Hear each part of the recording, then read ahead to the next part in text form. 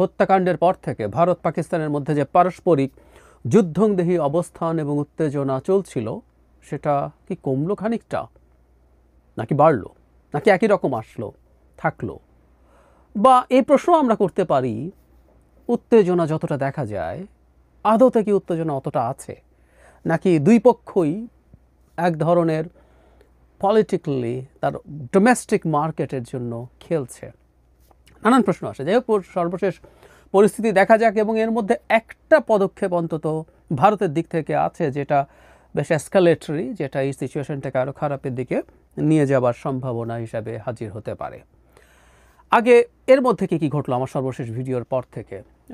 আমরা সীমান্তে গোলাগুলি চলছেই ক্রমাগত, স্মল আর্মস ফায়ার, এখনও মর্টার বা আর্টিলারি টাইপের কোনো গোলা নিক্ষেপের ঘটনার কথা অন্তত জানা যায়নি। গুলি চলছে প্রচুর। প্রত্যেকেই আমি দেখলাম যে পাকিস্তান তার নিয়ন্ত্রিত কাশ্মীরে, আজাদ কাশ্মীরের মাদ্রাসা বন্ধ করে দিয়েছে, সেখানে 2 মাসের জন্য খাবার মজুত করতে বলছে যুদ্ধ হতে পারে বলে। ভারতের দিকে খেয়াল করলাম যে তারা লাইন অফ কন্ট্রোলের এই পারে তাদের কথাগুলো গ্রামগুলোর মধ্যে এক ধরনের তাদের নিজস্ব প্রযুক্তিতে তৈরি বাংকার মতো আছে, সেগুলো তারা ধোয়া মোছা করছে, তারা সেই যুদ্ধের জন্য প্রস্তুত হচ্ছে, এরকম একটা প্রস্তুতির ভাব দেখা যাচ্ছে দুপক্ষে। ভারত পাকিস্তানের একজন রেঞ্জার, মানে পাকিস্তানের বর্ডারে যারা আমাদের বিজিবি বা ভারতের বিএসএফের মতো, তাদের একজনকে আটক করেছে, আবার একজন বিএসএফ জওয়ানও পাকিস্তানিদের হাতে আটক হয়েছে। এগুলো ঘটেছে গতকাল। ইনফ্যাক্ট সবচেয়ে ভারতে খুবই আলোচনায় হঠাৎ করে আসলো যে তাদের এয়ার চিফের সাথে, ইন্ডিয়ান এয়ারফোর্সের চিফের সাথে জনাব মোদি তার নিরাপত্তা বিশেষজ্ঞ, নিরাপত্তা উপদেষ্টাদের সহ বৈঠক করেছেন। তার আগে তিনি নেভি চিফের সাথেও বসেছেন, এর আগেও বসেছেন, কিন্তু বিশেষ করে বিমান বাহিনী প্রধানের সাথে বসাটাকে অনেকে আবার একটা সকল সার্জিক্যাল এয়ার স্ট্রাইকের সূচনা বা শুরু হিসেবে দেখতে চাইছেন। আর সেটা কতটা সঠিক সেটা আলোচনা হতে পারে। কিন্তু এর 2 দিন আগেই পাকিস্তান একটা ব্যালিস্টিক মিসাইল টেস্ট করেছে। আমরা অনেক আগে আমার বিশেষ করে জিওপলিটিক্স চ্যানেলে এই ক্রুজ মিসাইল, ব্যালিস্টিক মিসাইল এগুলো নিয়ে আলোচনা করেছিলাম। এটুকু একটু বলে রাখি, সেটা হচ্ছে নিক্ষেপ করে ফেলার পর নিয়ন্ত্রণ খুব বেশি থাকে না ব্যালিস্টিক মিসাইলের ওপরে, কিন্তু এটা অত্যন্ত ফাস্ট। ক্রুজ মিসাইল মূলত একটা ছোট অ্যারোপ্লেনের মতো, বিমানই বলা যায়, একটা ইঞ্জিন থাকে, স্লো স্পিড, কিন্তু এটা কন্ট্রোল করা যায়। যেহেতু এই ব্যালিস্টিক মিসাইলটার পাল্লা 450 কিলোমিটার, এবং এটা বোথ মানে কনভেনশনাল এবং নিউক্লিয়ার ওয়েপন ক্যারি করতে পারে, এটা মাথায় রাখতে হবে। এবং এই উত্তেজনাকর অবস্থার মধ্যে এরকম একটা ব্যালিস্টিক মিসাইল টেস্ট করাকে পাকিস্তানের দিক থেকে উত্তেজনাকে বাড়িয়ে দেওয়ার চেষ্টা হিসেবে দেখা হচ্ছে। যাই হোক, ওই যেটা বলছিলাম যে ভারতের এয়ারফোর্সের প্রধান যখন বসছেন, ভারতের মিডিয়াতে তীব্র শোরগোল, এবং ভারতের মিডিয়াতে এখনও প্রায় সব মিডিয়া, হাতে গোনা 2-1টা বাদ রেখে আমি অন্তত দ্য ওয়্যারে দেখেছি ভারতের আসলে অবস্থা কি, ভারত কতটুকু কি করতে পারে, এবং ভারতের এয়ারফোর্সের পরিস্থিতি নিয়ে একজন স্পেশালিস্ট, তিনি ইয়েল ইউনিভার্সিটির লেকচারার, আমি পেলে এটা আপনাদেরকে দিয়ে দেব। সেখানে তিনি জানাচ্ছেন আসলে ভারত কতটা দুর্বল অবস্থায় আছে, কতটা বিপদগ্রস্ত অবস্থায় আছে, এবং এই সব কিছু নিয়ে তার পক্ষে একটা ছোটোখাটো স্কেলে যুদ্ধে জড়ানো কতটা কঠিন। কারণ যুদ্ধ ছোট স্কেলে করব বলা যায়, কিন্তু এটা সবসময় পারা যাবে কিনা সন্দেহ আছে। বিশেষ করে পাকিস্তানের দিক থেকে এবার টাফ রিটালিয়েশনের আলাপ তোলা হতে পারে সেটা, এবং পাকিস্তানও চাইতে পারে ভারতকে তার দিকে চাপ দিতে, কারণ ভারত কিছু একটা করবে, পাকিস্তানও মুখ বাঁচানোর মতো কিছু করবে, সেটা না হয়ে মানে কিছু একটা ঘটলে পাকিস্তানের ভেতরে আমি আক্রমণ করছি, ভারতের এই ধরনের অ্যাটিটিউডের বিরুদ্ধে দাঁড়াতে পারে। ফলে ভারতে যারা সেন্সিবল অ্যানালিস্টস আছেন তারা অনেকেই মনে করেন হুটহাট করে এর মধ্যে ঝাঁপ দেওয়া ঠিক হবে না। আবার উল্টো 7 দিনের বেশি পাকিস্তান টিকতে পারবে না ধরনের আলাপ দেয়া তথাকথিত সামরিক বিশেষজ্ঞরাও আছে। কিন্তু যেটা হয়েছে, ভারতের মিডিয়া মূলত যেগুলো বিজেপির সাথে অ্যালাইন্ড, তারা তীব্র যুদ্ধোন্মাদনা উস্কে দিচ্ছেন, এবং আমি মনে করি এই উন্মাদনা তৈরিটা তারা বিজেপির পক্ষের অ্যালাইন্ড, কিন্তু তারা বিজেপির জন্য এবং মোদির জন্য ক্ষতি করছেন, কারণ তীব্র চাপ তৈরি হচ্ছে। এবং এই যে এয়ারফোর্স চিফের সাথে যখন বসছেন, এটাকে নিয়েও তারা নানা রকম আলাপ আনছেন যে অচিরেই সম্ভবত একটা অ্যাটাক হতে যাচ্ছে। ওদিকে আবার এই যে অ্যাটাক করব ভাব কিন্তু করছে না, পাকিস্তানের তথ্যমন্ত্রী কিছুদিন আগেই বলেছিলেন যে 24 থেকে 36 ঘন্টার মধ্যে ভারত অ্যাটাক করবে, এরকম ক্রেডিবল ইন্টেলিজেন্সের রিপোর্ট তাদের আছে। এগুলোকে এনে আবার এটা ভারতের বিরাট কৌশল, এটা নিয়ে পাকিস্তানকে তারা খুবই চাপে রাখছে, পাকিস্তানের খবর করে দিচ্ছে, তারপরে যে কোনো সময় তারা আক্রমণ করে ফেলবে। আবার কেউ কেউ বলছে হঠাৎ করে আক্রমণ করে ফেললে পাকিস্তানের প্রস্তুতির ঘাটতি থাকতো, তাতে ম্যাক্সিমাম প্রবলেম হতে পারতো। মানে অদ্ভুত সব আলোচনা, অদ্ভুত সব কথাবার্তা এবং তীব্র উঁচু টোনে, মানে পাকিস্তানকে এখনই খেয়ে ফেলবো, শেষ করে ফেলবো, এই ধরনের আলাপ। যাই হোক, মূল ইস্যুটাতে আসে। আমি যে স্টেপটাকে এই সব কিছুর মধ্যে আমি সবচেয়ে গুরুত্বপূর্ণ হিসাবে দেখতে চাই, সেটা হলো ভারত ইন্ডাস ওয়াটার ট্রিটি তো স্থগিত করেছে এবং এটা নিয়ে পাকিস্তানের reaction was very very tough. তারা অলরেডি একটা স্টেপও নিয়েছে, সেটা হচ্ছে একটা নদী চেনাব, যেটার পানি পাকিস্তানে যাওয়ার কথা। মানে আমি তাহলে একটু বেসিক বলে রাখি। ইন্ডাস ওয়াটার ট্রিটি যেটা হয়েছিল 1960 সালে বিশ্বব্যাংকের মধ্যস্থতা, যে চুক্তিটা ভারত পাকিস্তানের মধ্যে যুদ্ধ যতবার হয়েছে, যুদ্ধের সময় পর্যন্ত এটি ডিসকন্টিনিউড হয়নি এবং সেটা এবার ভারত স্থগিত ঘোষণা করেছে। আমি আগে একটা ভিডিওতে বলেছিলাম এবং দেখিয়েছিলাম আপনাদেরকে ডকুমেন্ট, যে ভারত দীর্ঘদিন থেকে এটার আলাপ তুলছে যে এটা তাদের জন্য বৈষম্যমূলক। এক অর্থে সমস্যা আছেও, যে তিনটা করে নদী দুই পক্ষকে দেয়া হয়েছে। পাকিস্তানের ভাগে যে নদীগুলো পড়েছে সেগুলোর পানি প্রবাহের পরিমাণ ভারতের নদীর দ্বিগুণের বেশি।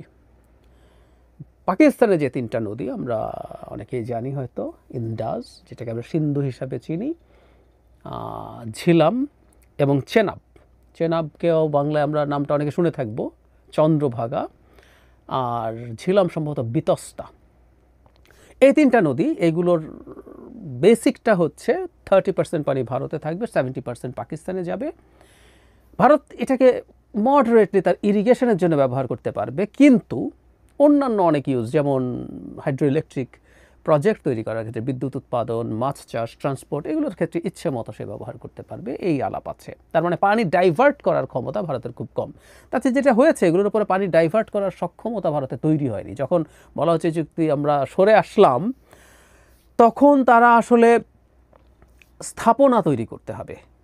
কেউ বলছে 2 বছরের মধ্যে ফাস্ট ট্র্যাক করে ফেলো, কেউ বলছে যত দ্রুত সম্ভব করে পানি ডাইভার্ট করো, পাকিস্তানকে পানিতে মারো। কারণ পাকিস্তানের কৃষির অন্তত 80% ইরিগেশন ডিপেন্ড করে এটার উপর, এবং এই পানি না গেলে পাকিস্তানের আসলে ডিজাস্টার হবে।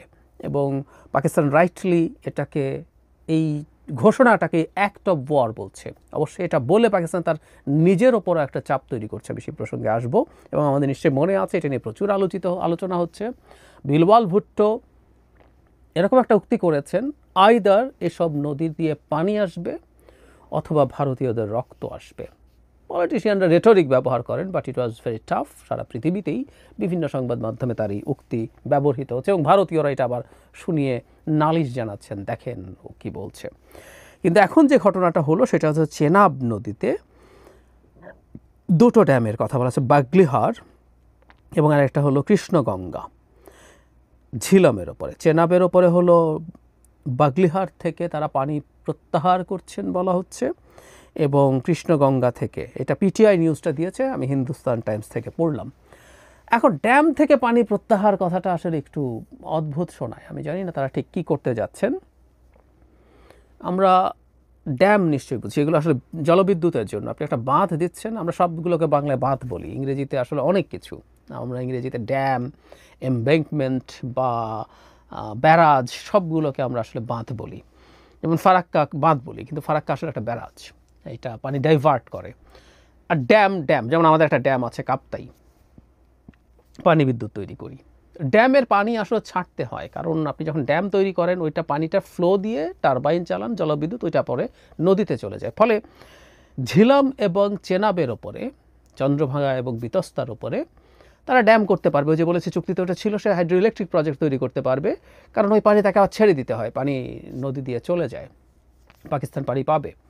তো ড্যাম শর্ট টার্মে হয়তো পানি ঠেকাতে পারে, সে তার বিদ্যুৎ উৎপাদনই বন্ধ রাখতে হবে। আমি জানি না মেকানিজমটা কী করেছেন তারা। বিদ্যুৎ উৎপাদন বন্ধ রাখা ছাড়া আসলে ড্যামের পানি আটকে রাখা যায় না, কারণ বিদ্যুৎ উৎপাদন করতে গেলে সে পানি টারবাইন ঘুরিয়ে নদীতে পরবর্তী অংশে চলে যাবে, এটাই নিয়ম। একটা কাজ করতে পারে, যেমন কিছুদিন আগে তারা এটা করেছে, তারা হঠাৎ করে পানি ছেড়ে দিতে পারে। আগে সব তথ্য জানাতো, অনেক বেশি যদি পানি ড্যাম থেকে ছেড়ে দেওয়া হয়, রিজার্ভার থাকে, এখন যখন একটা হাইড্রো ইলেকট্রিক প্রজেক্ট যখন হয়, একটা ড্যামের মাধ্যমে একটা রিজার্ভার তৈরি হয়, অনেক পানি ছেড়ে দিলে সেটা আকস্মিক বন্যা তৈরি করতে পারে। আজাদ কাশ্মীরে, পাকিস্তান নিয়ন্ত্রিত কাশ্মীরে এরকম বন্যা তৈরি করেছে, ফলে তারা তথ্য না দিয়ে এরকম হঠাৎ করে পানি ছাড়া, পানি বন্ধ করা, এগুলো করতে পারে। এখন যতটুকুই করুক, এইটা একটা তাদের সিরিয়াস স্টেপ বলে মনে হতে পারে, এবং এটা পাকিস্তানের জন্য অ্যালার্মিং।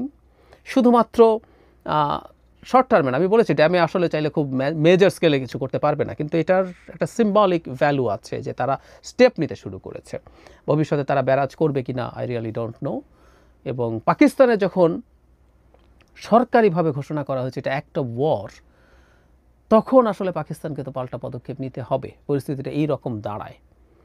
সুতরাং এই ব্যাপারটা একটু মাথায় রাখা দরকার, এবং ভারতের এই পানি প্রত্যাহারজনিত যেসব ঘটনা আছে সেই ঘটনাগুলো আসলে আমাদেরকে মাথায় রাখতে হবে, এবং এটাই এই মুহূর্তের সবচেয়ে টাফ সিচুয়েশন। আর এছাড়া যা যা হচ্ছে, আমি ধারণা করি পরিস্থিতিকে ভারতের মিডিয়া প্রচণ্ড রকম চাপ দিয়ে, উত্তেজনা তৈরি করে তারা মানে এক ধরনের যুদ্ধ বাঁধিয়ে দিতে চাইছে। অ্যাটলিস্ট সেই যেই মিডিয়ারও তো একটা ব্যবসা আছে, বাণিজ্য আছে, জনগণকে চরম উত্তেজনার মধ্যে রাখার কারণে তাদের প্রচুর ভিউজ হচ্ছে, লোকজন তাদের চ্যানেল স্টিক করছে, তাদের প্রচুর অ্যাডভার্টাইজমেন্টস পাচ্ছেন, তারা সোশ্যাল মিডিয়া থেকে আর্ন করছেন, আমার কাছে তাই মনে হয়। কিন্তু এই চাপটা মানে তারা তাদের সরকার, যে সরকারের হয়ে তারা কাজগুলো করছেন, জনগণকে উত্তপ্ত করছে, সেটা সরকারের উপর চাপও তৈরি করছে। ফলে আস্তে আস্তে ভারত সরকারকে সম্ভবত স্মলার স্কেলে কিছু একটা করার দিকেই ধাবিত করবে, তারা কিছু একটা করবেন এই ধারণা করা যেতে পারে। এবং আমি মনে করি ওই স্মল স্কেলে তারা চাইবেন, এবং পাকিস্তানও এটাকে খুব বেশি এসকালেট করতে চাইবে আমার ব্যক্তিগতভাবে মনে হয় না, কারণ দু দেশেরই অবস্থা, বিশেষ করে পাকিস্তান বেশি এসকালেট করতে চাইতে গেলে তাদের অর্থনীতির যে ভঙ্গুর অবস্থা, মারাত্মক ভঙ্গুর অবস্থা, সেটা থেকে তাদের অবস্থা আরও বেশি ডিজাস্টারাস হবে। সুতরাং পাকিস্তানও খুব মেজর এসকেপের মুখ্য সংগঠক তিনি দক্ষিণাঞ্চলের। মানে আওয়ামী লীগের বাড়াবাড়ি কোন পর্যায়ে যাচ্ছে এই হামলাটা তার একটা মোটামুটি নিশ্চিত প্রমাণ। এবং আমি দেখেছি কেউ কেউ একটা স্ট্যাটাস শেয়ার করছেন, যাকে গাজীপুরের মেয়র জাহাঙ্গীরের লোক বলে অনেকে লিখছেন, দায়িত্বশীল মানুষজন বলছেন, সেখানে স্পষ্ট হুমকি দেয়া ছিল জনাব হাসনাতকে। আমি একটু নিউজ যেটা এসছে সেটা পড়ি। গাজীপুর নগরে চন্দনা চৌরাস্তা এলাকায় জাতীয় নাগরিক পার্টির মুখ্য সংগঠক হাসনাত আবদুল্লাহর গাড়িতে হামলার অভিযোগ পাওয়া গেছে। উনি হাতে আঘাতপ্রাপ্ত হয়েছেন, একটা ছবি নিশ্চয়ই আমাদের সামনে এসছে, তার গাড়ি ভাঙচুর হয়েছে। সার্জিস আলম এই ব্যাপারে ফেসবুক পোস্টে লিখেছেন, হাসনাতের গাড়িতে 10-12 জন সন্ত্রাসী গাজীপুর এলাকায় হামলা করেছে, গাড়ির কাঁচ ভেঙে গেছে, হাত রক্তাক্ত হয়েছে, আশেপাশে যারা আছেন হাসনাতকে প্রটেক্ট করুন। আমি এই ঘটনাটাকে খুব সিরিয়াসলি নেওয়ার জন্য বলবো এই সরকার এবং আমাদের সবাইকে তীব্র চাপ সরকারের উপরে থাকতে হবে, খুব দ্রুত এই সন্ত্রাসীদেরকে গ্রেফতার করে বিচারের আওতায় আনতে হবে। আমরা বেশ কিছুদিন থেকে দেখছি আওয়ামী লীগের বাড়াবাড়ি বাড়ছে, ধাপে ধাপে বাড়ছে, ক্রমাগত বাড়ছে। তারা নানা রকম ঝটিকা মিছিল করেছে, এবং সাম্প্রতিক সময় শেখ হাসিনা রীতিমতো আবার ওয়েবিনারে বক্তৃতা করছেন, মানে ফোন কল না, এবং তার ভয়েসের মধ্যে একটা নতুন বিষয় আছে বলে আমি মনে করি, আমি এটা নিয়ে আলাদাভাবে কথা বলবো। তো এই সব কিছু যখন ঘটছে, তখন আমাদের এই গণ অভ্যুত্থানের অত্যন্ত গুরুত্বপূর্ণ ফেস জনাব হাসনাত আবদুল্লাহ, তার উপরে এই হামলা, তাদের উদ্দেশ্য খুব সফল। মানে আওয়ামী লীগ তো সব উবে যায় নাই, এই দেশে এখনো এমন অসভ্য বর্বর মানুষ আছেন যারা আওয়ামী লীগকে সমর্থন করতে পারেন। এটা আমাদের জন্য একটা খুবই দুঃখজনক ব্যাপার, বাট ইটস ট্রু। মানে হামলা দরকার নেই, আওয়ামী লীগকে জাস্ট সমর্থন করেন এবং একটা ফেয়ার নির্বাচন হলে নৌকায় ভোট দিতে চান, সেই মানুষগুলোকে আমার রীতিমতো অসভ্য বর্বর বলে মনে হয়। যাই হোক, সেটা আমার পার্সোনাল চয়েস, কেউ কেউ ডিবেট করতে পারে, সেই ডিবেটে আজকে ঢুকছি না। কিন্তু তারা এখন চাইছেন যেটা, সেটা খুব স্পষ্ট, তারা এই ধরনের চোরাগোপ্তা হামলা করবেন, করে এক ধরনের ভীতি তৈরি করতে চাইবেন এবং তাদের অবস্থান জানান দিতে চাইবেন। মানে তারা শেষ হয়ে যাননি। আওয়ামী লীগের মতো দল, তার যে অন্যান্য মানুষ আছে তাদের কাছে তো একটা মেসেজ দেওয়ার দরকার আছে। মেসেজটা হচ্ছে তাদের দল শেষ হয়ে যায়নি, সেটার জন্যই তারা এই ধরনের মাঝে মাঝে ঝটিকা মিছিল করছেন এবং এই ধরনের হামলাও তারা করবে, এটা দেখানোর জন্য যে মানুষের ক্ষতি করার সক্ষমতা অন্তত তাদের এখনো আছে। আমি এটার আরেকটা নেগেটিভ দিক হয়তো দাঁড়াবে এরকম যে এটা আরও কয়েকটা ঘটনা, আমি চাই না কোনোভাবে আর একটা ঘটনাও ঘটুক, কিন্তু আরও যদি কয়েকটা ঘটনা এরকম কাছাকাছি বা আরেকটু সিভিয়ার ঘটে, তাহলে সম্ভাবনা আছে যে অনেকে ভয় পেতে শুরু করবেন যারা শেখ হাসিনার বিরুদ্ধে এই মুভমেন্টে বিভিন্নভাবে ইনভলভড ছিলেন, রাস্তায় অনলাইনে বিভিন্নভাবে যারা ছিলেন তারা ভয় পেতে শুরু করবেন। এবং এই ভয় পাওয়াটাই আসলে চাওয়া হচ্ছে। আওয়ামী লীগ চাইছে, শেখ হাসিনা চাইছেন এবং ভারতও চাইছে। এবং নির্বাচনের পরিস্থিতি যত এগিয়ে আসতে থাকবে, বাংলাদেশের পলিটিক্সের মাঠে এক ধরনের ভলেটাইল পরিস্থিতি তৈরি করার জন্য এই ঘটনাগুলো আসলে ঘটানো হবে। কিছু লোকজনকে ঢোকানো হবে, কিছু কাউকে টাকা দেওয়া হবে, এজেন্টরা আসবে, ইভেন ভারতের গোয়েন্দা সংস্থার এজেন্ট এসে এরকম অনেক কিছু প্ল্যান করে এখানে করবেন না, আমরা সেটাও বলতে পারি না, বা করছেনও। পরিস্থিতি কিন্তু সেই রকম। আমি অন্তর্বর্তী সরকারের প্রতি সবার তীব্র চাপ এবং তীব্র মনোযোগ এক্সপেক্ট করি যে খুব দ্রুত এই মানুষগুলোকে, যারা এই হামলা করেছে, এই বর্বরগুলোকে ডেকে এনে তাদেরকে ধরে বিচারের মুখোমুখি করা হচ্ছে। এর সাথে আরেকটা কথা একটু যোগ করে রাখা ভালো, কেউ বলছেন আওয়ামী লীগকে নিষিদ্ধ না করার ফল এটা। আওয়ামী লীগকে নিষিদ্ধ করা হবে কি হবে না, এটা ডিফারেন্ট ডিবেট। তাত্ত্বিকভাবে বলছি, যদি নিষিদ্ধ করেও দেওয়া হয়, ধরো চোরাগোপ্তা হামলা করার জন্য আওয়ামী লীগ নিষিদ্ধ আছে কি নেই সেটা আদৌ ফ্যাক্টর না, কিন্তু যেটা জরুরি সেটা হচ্ছে আওয়ামী লীগকে আমরা এই ভয়ঙ্কর অন্যায়গুলো করার জন্য, এই ভয়ঙ্কর দুঃসাহস দেখানোর জন্য তাকে বিচারের আওতায় আনতে পারছি কিনা এবং সুষ্ঠুভাবে দ্রুত বিচার করতে পারছে কিনা, সেটা যদি নিশ্চিত করা যায়, তাহলে তাদের দিক থেকে অন্তত এই ধরনের ঘটনা বারবার ঘটার টেন্ডেন্সি কমবে। এবং এটা আমাদের করতে হবে, কারণ একবার তারা যদি এরকম বেশ কয়েকটা ঘটনা ঘটাতে পারে, মানে বহুদিন একটা কথা বলেছি আমি, ভয় এবং সাহস দুটোই সংক্রামক। 5 আগস্টের সময় শেখ হাসিনার যে রেজিম, তার যে সাঙ্গপাঙ্গ, তার যে লোকজন, তাদের মনে একটা পর্যায়ে ভয় সংক্রমিত হয়েছিল, আর ঠিক উল্টো হয়েছিল আমাদের সাহস সংক্রমিত হয়েছিল মানুষের মধ্যে। একজনের সাহস দেখে আরেকজন সাহস পেয়েছিলেন।